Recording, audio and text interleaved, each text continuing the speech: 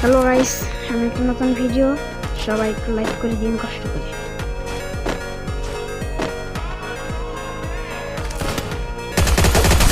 ওরে ভাই শট, আর আমাকে ফাটে ফেলেছে। এখন আমি কোন আছে মেডকিট করছি, আর আমার দিক থেকে এসে বললো আচ্ছা মেডকিটটাকে করে নি। তারপরে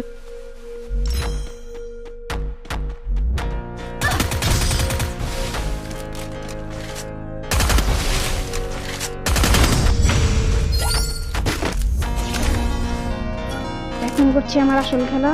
আসো, হেডটা দিয়েছো না, অনেক ভালো। আসো এবার খেলা হবে, আসো এবার খেলো।